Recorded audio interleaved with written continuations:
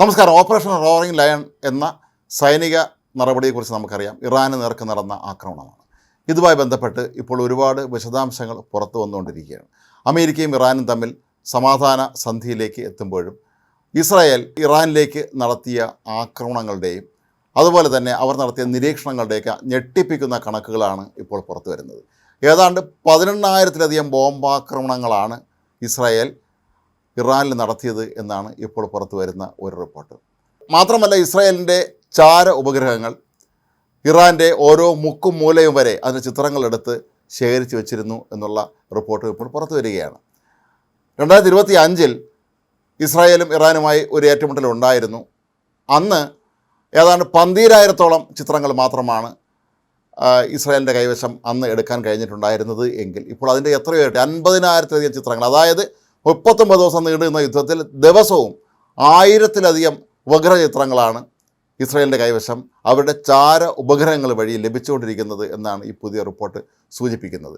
എത്രത്തോളം വിശാലമായിട്ടാണ് ഇസ്രായേലിൻ്റെ ചാര സംഘടനയായ മൊസാദ് പ്രവർത്തിച്ചത് എന്ന് നമുക്കിതിൽ നിന്ന് മനസ്സിലാക്കാൻ കഴിയും. മാത്രമല്ല, എത്ര പേർ കൊല്ലപ്പെടും എന്നുള്ളത് സംബന്ധിച്ച കണക്കുകളൊന്നും തന്നെ ഈ റിപ്പോർട്ടിലില്ല എങ്കിൽ പോലും അത്രയും ശക്തമായ തോതിലുള്ള ചാര നിരീക്ഷണങ്ങളും ആക്രമണങ്ങളും വ്യോമാക്രമണങ്ങളും ഒക്കെ തന്നെ ഇസ്രായേൽ ഇറാന് നേർക്ക് നടത്തി എന്നുള്ളത് ശരിക്കും പറഞ്ഞാൽ ഞെട്ടിപ്പിക്കുന്നൊരു വാർത്തയാണ്. ഇത്രയും വിപുലമായ സംവിധാനങ്ങളോട് തന്നെയാണ് ഇസ്രായേൽ ഇറാനെ ആക്രമിച്ചത്. ഈ ആക്രമണത്തിൽ ഇസ്രായേലിൻ്റെ ചാരസംഘടനയായ മൊസാദ് തന്നെയാണ് പ്രധാന പങ്ക് വഹിച്ചത് എന്ന് ഇതിലൂടെ നമുക്ക് നിസ്സംശയം പറയാനും കഴിയും. മാത്രമല്ല, ഇസ്രായേലിൻ്റെ രഹസ്യാന്വേഷണ വിഭാഗത്തിൻ്റെ റിപ്പോർട്ട് അനുസരിച്ച് ഈ 38 ദിവസം കൊണ്ട് 18,000 ബോംബാക്രമണങ്ങളാണ് ഇസ്രായേൽ ഇറാനിൽ നടത്തിയത്. അപ്പോൾ ഒരു ദിവസം എത്ര ആക്രമണം നടന്നു എന്ന് നമുക്ക് ഊഹിക്കാൻ കഴിയുന്നതേ ഉള്ളൂ. അത്രയും ശക്തമായ തോതിലുള്ള ഒരു ആക്രമണം തന്നെയാണ് ഇറാനിൽ ഇസ്രായേൽ നടത്തിയത്. ഇതിൻ്റെ പ്രത്യാഘാതങ്ങൾ എന്തായിരുന്നു, അതായത് ഇറാനിൽ എന്തൊക്കെയാണ് നശിപ്പിക്കപ്പെട്ടത് എന്നുള്ളത് സംബന്ധിച്ച കൃത്യമായ വിവരങ്ങൾ ഇപ്പോഴുമില്ല. ഇറാൻ്റെ പല ആണവ നിലയങ്ങൾക്ക് നേരെയും ഇസ്രായേൽ നേരത്തെ ആക്രമണം നടത്തിയിരുന്നു.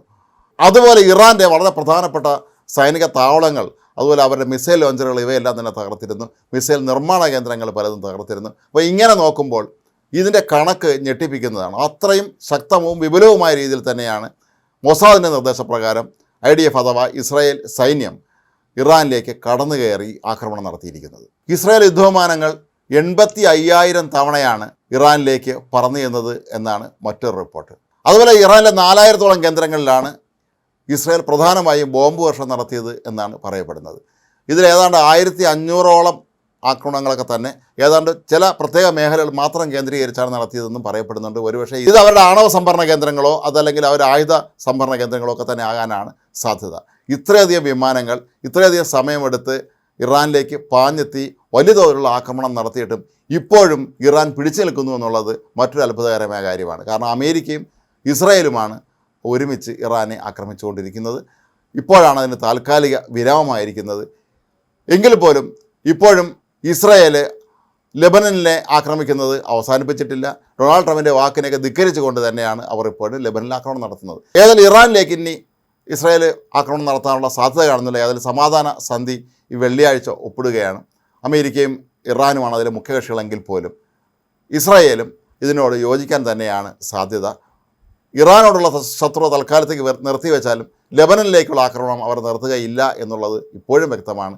എന്തായാലും ഒരു കാര്യം ഉറപ്പാണ്, ഇറാനെ ഡൊണാൾഡ് ട്രംപും നെതന്യാഹുവും ഒരുമിച്ച് ചേർന്ന് നിന്ന് ആക്രമിച്ചിട്ട് പോലും ഇത്രയധികം ആക്രമണങ്ങൾ നടത്തിയിട്ടും ഇത്രയധികം അവരുടെ ഉപഗ്രഹ ചിത്രങ്ങൾ പകർത്തി ആ ഭാഗങ്ങൾ കൃത്യമായി കേന്ദ്രീകരിച്ച് ബോംബാക്രമണം നടത്തിയിട്ട് പോലും ഇറാന് കാര്യമായ കേടുപാടുകൾ സംഭവിച്ചിട്ടില്ല എന്നുള്ളത് അത്ഭുതകരമായ ഒരു കാര്യം തന്നെയാണ്. അവരുടെ സൈനിക ശേഷി അല്ലെങ്കിൽ അവരുടെ പ്രതിരോധ ശേഷി അത്രയും ശക്തമാണ് എന്ന് ലോകത്തെ ബോധ്യപ്പെടുത്തുന്നതിൽ ഇറാൻ വിജയിച്ചിരിക്കുന്നു. അതേസമയം ഇസ്രായേലിനെ സംബന്ധിച്ചിടത്തോളം തങ്ങളുടെ ശത്രുവിന്, അതായത് എക്കാലത്തെ ശത്രുവായ ഇറാന് പരമാവധി പ്രഹരം ഏൽപ്പിക്കാൻ കഴിഞ്ഞിട്ടുണ്ട് എന്നുള്ളത് തന്നെയാണ് ഈ ആക്രമണങ്ങളുടെ തോത് സൂചിപ്പിക്കുന്നത്.